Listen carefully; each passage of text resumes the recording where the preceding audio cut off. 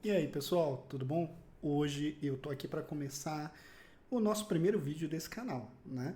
Eu tenho uma proposta que a gente vai desenvolver ao longo dos próximos vídeos, que é basicamente a ideia de trabalhar os textos do Jung, que é o criador, né, da psicologia analítica, desde o começo, trabalhando as obras completas dele. A gente vai fazer vídeos capítulo a capítulo, trabalhando cada um dos textos e trazendo isso com referências da minha clínica, com coisas que a gente vê no dia a dia, tentando entender um pouco esses textos, tá bom?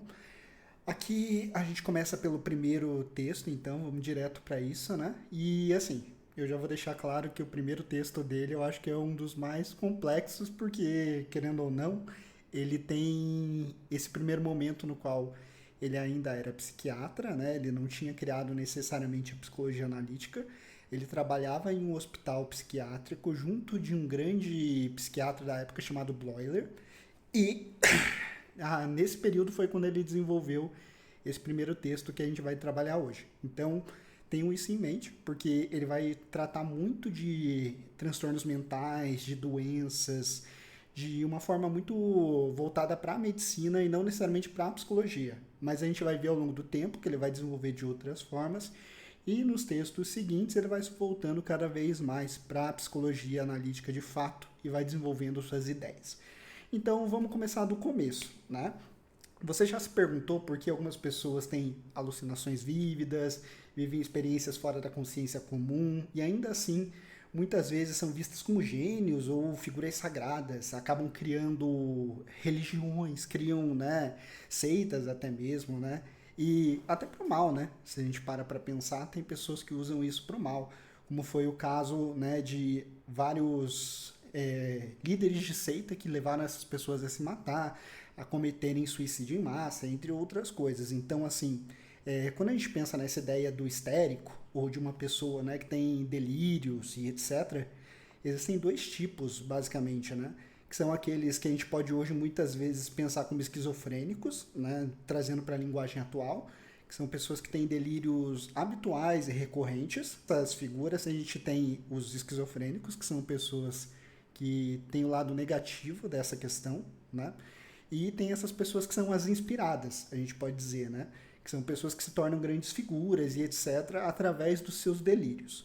Aí a gente começa a olhar para isso e tentar entender, né, o que é essa diferenciação das pessoas loucas e das pessoas geniais pode fazer a gente entender um pouco mais sobre a mente humana. É nesse contexto que o Jung vai criar esse primeiro texto. Ele vai tentar trazer aqui uma diferenciação entre epilepsia e histeria, tentando entender qual que é o dilema e qual que é a dificuldade de diferenciar as duas coisas. A gente sabe que hoje em dia isso é visto de outra forma, existem outras maneiras de entender isso, inclusive quando a gente fala de um termo que ele vai usar aqui, que é a inferioridade psicopática, né? Hoje em dia a gente entende isso de outras formas, como ansiedade, depressão, outras coisas que nessa época eles caracterizavam como ansiedade, como inferioridade psicopática, né?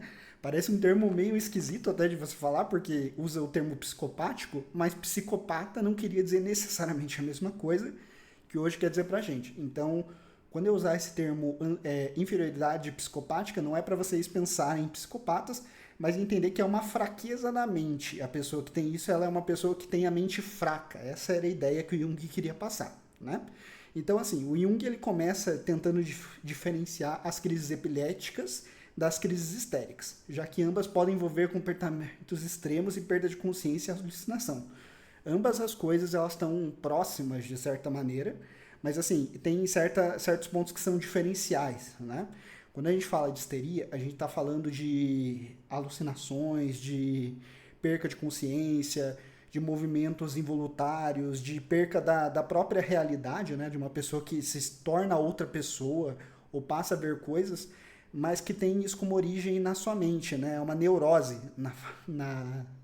assim, no final das contas. E não é necessariamente algo biológico, como é a epilepsia, que é uma doença que já nessa época era entendida como algo biológico, né? Que vinha do cérebro, e não necessariamente da psique, que são duas coisas diferentes aqui separadas nesse momento, né?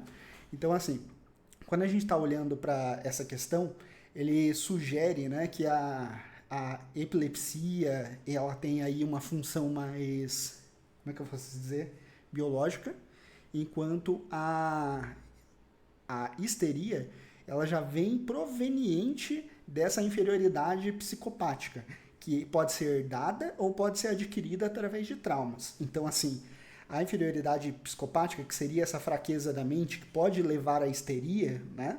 Que é a perca da realidade, a perca do contato consigo mesmo e etc., ela pode vir de questões hereditárias de família, né? De, sei lá, meu pai e minha mãe tinham doenças do tipo, tiveram casos como esse, e eu herdei. Ou também poderia vir de traumas da infância mesmo, como ele chega a dar aqui como exemplo o estupro, pode ser uma dessas causas que gera, né, essa histeria e passa a gerar esse tipo de complicação, né? E aí, a partir desse ponto, ele chega já nesse caso de uma paciente que era do Bloiler, que era o chefe dele no hospital nessa época, e ele vai dar aqui o exemplo dela para tentar trabalhar essa ideia, né? Eu vou relatar um pouco de qual é esse caso, de como que ele se desenvolve. É de uma mulher que ela era assim muito bem resolvida, ela tinha uma vida financeira estável e etc. Ela vivia bem, tinha sua vida, mas quando o irmão dela teve a sua esposa morta, né? Assim, ele se tornou viúvo, ela teve que assumir aí o cuidado do irmão e do filho do irmão. E além do seu trabalho. Então ela teve aí um excesso de desgaste mental por causa disso. E o Jung ele cita isso, né, de que esse desgaste mental levou ela a ter crises. Ou seja, tem uma ligação direta aqui das crises histéricas ou epiléticas também no caso, que ele vai chegar aqui à conclusão de que tem uma mistura das duas coisas, na verdade, com a exaustão mental. Isso é uma coisa interessante, né? Porque se a gente for parar para pensar, hoje em dia a coisa que a gente mais tem são pessoas aí chegando a um estado de exaustão mental. Seja, né, por conta do trabalho, da vida pessoal, dos filhos, etc. A gente acaba chegando nesse lugar onde as pessoas já não conseguem muito bem lidar com a sua realidade e quebram, né? E quebram aí a sua consciência. No caso dessa mulher, quando isso aconteceu, ela começou a ter situações nas quais ela via mortos. E aí ela ouvia esses mortos chamando ela dos túmulos. Numa viagem que ela fez com uma amiga, ela ouviu crianças que teoricamente ainda estavam vivas, mas enterradas, gritando por ela ao passar por um cemitério. E aí ela entrou nesse cemitério e tentou desenterrar 3 corpos. E ela arrancou as folhas, arrancou as folhagens ali que estavam em volta, tentou cavar com a mão, né, o chão e etc, para desenterrar esses corpos. Ela não conseguiu porque a amiga dela arrastou ela embora, assim, levou ela embora e não deixou ela fazer isso, né? E como nesse dia aí especificamente ela passou mal e etc, ela voltou para casa. Nesse voltar para casa, né, ela encontrou uma outra amiga e decidiu sair para beber, assim, para esquecer o que tinha acontecido. E aí ela sai para beber com essa amiga. O álcool tem essa influência grande assim na sugestão, né, sobre o paciente e aumenta essa intensidade da neurose dela ali, da perca com a realidade, né? E nesse processo, ela sai pela rua e vê 3 meninos passando, e esses meninos, no final das contas, ela entende que eles eram aquelas crianças que ela estavam pedindo para ela salvar, né, debaixo da terra. E aí ela entra nesse surto novamente e é levada para o hospital, para a clínica do Bloiler. E aí é nesse contexto onde o Jung vai vê-la e vai conhecê-la, né? Durante a noite no hospital, ela chega nesse ponto onde ela vê corpos, cadáveres em volta da cama, passa muito mal, né? Ela passa vários e vários dias, meses, na verdade, aí nesse hospital. E ao decorrer desse tempo, ela vai tendo muitas crises, mas à medida que ela vai se curando da exaustão mental que ela tinha, exatamente por estar no hospital e estar descansando e sendo cuidada, essas crises vão diminuindo, né? A questão aqui interessante também é que durante as crises, quando ela está no hospital, e mesmo quando ela está no cemitério e na rua e tem essas situações, elas geram amnésia. Então, assim, quando isso acontece, ela esquece. Quando ela volta ao normal, ela não lembra que isso aconteceu. E é interessante porque o Jung, ele traz aqui vários exemplos, né, de outros casos, enquanto ele está desenvolvendo esse caso dela, nesse primeiro capítulo, Ele fala de um cara, por exemplo, que viajou para fora, ele estava novamente, né, muito cansado do trabalho, vivendo uma vida exaustiva, e ele decide viajar para outro país e ele passa meses desaparecido, literalmente desaparecido, vivendo em outro país. E aí, em um determinado dia, ele se vê no jornal como desaparecido, sendo procurado, e volta à realidade, volta para ele. O que aconteceu foi que ele desenvolveu uma outra personalidade e passou a viver como outra pessoa em outro país, para fugir daquela realidade que era insustentável para ele. Então, ele coloca um pouco disso, ele traz esse exemplo para conectar com o caso dela, para mostrar, por exemplo, que ela talvez tenha passado por algo parecido, de que ela chegou nesse estado também de exaustão total e quebrou, né? Quebrou o senso de realidade. Ela não virou necessariamente outra pessoa, mas ela passou a desenvolver esses delírios, essas visões e etc., como uma forma de deixar extravasar isso que estava dentro dela, essa dificuldade de lidar com a realidade, né? Também tem outro ponto no qual ele traz outro exemplo, que é de um caso de um menino de 12 anos que, quando tinha crises como essas, escrevia como falar, como escrever, como ler, e quando ele voltava das crises ele estava normal.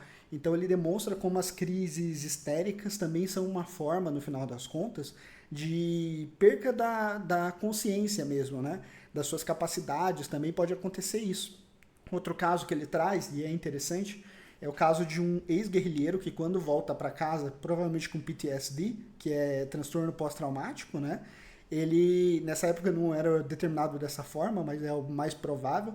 Ele ficou aí com uma paralisia por conta de uma ferida que ele teve durante a guerra, e aí metade do corpo dele ficou paralisada. E nesse período, enquanto a metade do corpo dele estava paralisada, ele tinha muitas dificuldades, ele tinha crises como essas e nas quais ele acabava não conseguindo se mover, ele tinha muita dificuldade, crises de sonambulismo e etc. E quando a ferida de guerra se curou, ele parou de ter essas crises de sonambulismo, de histeria e etc. Por quê? Porque a fonte era esse sofrimento gerado pela ferida, que fazia ele lembrar constantemente da guerra e trazia, durante essas crises de sonambulismo, essa lembrança, né? Tanto que eles falam que quando davam armas ou coisas, né, davam um pedaço de pau na mão dele, ele tentava se defender e fazia movimentos parecidos como se ele tivesse em uma guerra, né? Então, de fato, apesar dele não falar e não demonstrar, o sonambulismo ele demonstrava isso, que era uma reconexão dele com esse momento da guerra, né? Outro ponto que é importante trazer aqui é esses casos também tinham casos de múltiplas personalidades. Então, assim, muitas vezes essas pessoas, quando elas desligavam, né, assim, e tinham essas crises, elas se tornavam outras pessoas completamente. Então, é interessante, assim, de ver como tem vários fatores aí, né, envolvidos nessa questão. E na época, né, eu acho que esse é um ponto bem interessante desse texto, desse primeiro capítulo, tinha um termo chamado neurastenia. E esse termo hoje em dia é interessante porque ele pode ser muito entendido como o burnout, na verdade, né? E aí ele traz, voltando, né, depois de dar todos esses exemplos para o caso da mulher que via mortos e tentou desenterrar os corpos, ele traz essa ideia da neurastenia como um fator desencadeador dos episódios epilépticos e também dos episódios histéricos. Ou seja, ela teve aí essa neurastenia que seria como uma exaustão completa nervosa. E aí, como resultado disso, ela passou a ter essas crises, né? Crises epilépticas e crises histéricas, né? De ter delírios, de ver coisas e etc. É interessante que o Jung ele chega, então, na conclusão de que essa paciente ela tinha, por natureza, essa inferioridade psicopática, que era uma fragilidade da mente e uma tendência já à histeria, desde nascença, né? Desde sempre ela tinha isso. O que gerou, né, essa situação toda, no final das contas, foi o excesso de trabalho e o álcool ele traz. Porque nesse momento onde ela decide ir beber com a amiga é quando o negócio explode e ela perde completamente o controle. E passa a ter essas crises epileptoides e alucinações, assim. Por quê? Porque o álcool, querendo ou não, ele ajuda muito a ampliar essa sugestibilidade da nossa mente. Então ele pode ser um fator aí muito arriscado para pessoas que estão nesse tipo de situação. Mas, ao se recuperar, então, da exaustão nervosa que ela passou, né, que seria esse termo que ele usa, que seria neurastenia, né, ela volta ao normal e essas crises somem. Então, assim, A crise, tanto epiléptica quanto a crise de histeria, elas são sintomas e não causas, né? A causa está na neurastenia, que seria hoje conhecida como o burnout. Então, se a gente for trazer para os nossos tempos, é bem interessante de pensar, né? Como, na verdade, pode ser que o burnout ele leve também a crises histéricas que hoje a gente poderia entender como crises psicóticas, né? De quebra com a realidade. E, por fim, né? Trazendo a reflexão final assim desse texto, o Jung ele termina dizendo que o objetivo dessa investigação que ele fez era entender por que essas pessoas, né, como essa mulher, elas são vistas como loucas ou completamente desconectadas da realidade e com dificuldades tanto que tem que ser internadas em hospitais e ficar lá muitas vezes por muito tempo, nessa época que existiam, né, asilos para pessoas doentes mentais. E outras pessoas não, outras pessoas têm os mesmos tipos de visões, os mesmos tipos de coisas, mas elas conseguem de alguma forma adequar isso à realidade e usar isso até mesmo como ferramenta para moldar a sua realidade ou a realidade dos outros, né? Como líderes de seitas, pessoas que fundam religiões, doutrinas e que acabam mudando o mundo mesmo através disso, né? Ele via nos extremos da mente humana aí uma chave também para a gente poder entender a psicologia normal. Uma coisa que a gente vai ver daqui para frente é que o Jung muitas vezes vai usar esse tipo de situação, né, falando de pessoas com transtornos mentais, com dificuldades, para tentar entender como é que a mente das pessoas que não têm essas doenças funciona também. E para poder entender como é que a gente se desenvolve a partir disso. Então a gente vai ver isso nos próximos textos aí que vão aparecer e entender como é que ele usa esse molde da psique transtornada para entender a psique normal, né? Eu acho que esse é um ponto importante, assim, de entendimento que a gente precisa ter com a gente nesse processo. E no final das contas, né, aqui eu acho que essa é a ideia desse primeiro texto. Esse foi o capítulo 1, né, mais ou menos ali as primeiras 30 páginas do texto. E a ideia é que a gente faça agora vídeos aí, talvez 3 vezes por semana, abordando cada um dos capítulos, né, dos textos do Jung. A minha ideia é fazer a obra completa, o que vai levar muito tempo, né, provavelmente mais de ano. Mas a ideia é essa, o projeto é esse. Então, se você curtiu a viagem ao mundo do Jung aí que a gente vai trazer, deixa o seu like, compartilha com quem também curte aí a psicologia analítica, né, e entende um pouco da coisa. Você não precisa ser psicólogo, né? Se você só gosta do assunto, você está convidado também a assistir meus vídeos. Comenta aqui embaixo se você tiver alguma pergunta, alguma coisa que você não entendeu, alguma coisa que eu possa melhorar, que também, meu primeiro vídeo, eu acho que vão ter muitas coisas aí pra gente melhorar ao longo do tempo, né? Eu tô aberto para feedbacks e para tentar entender como é que a gente pode fazer melhor. E se inscreve no canal. Até a próxima. Tchau, tchau.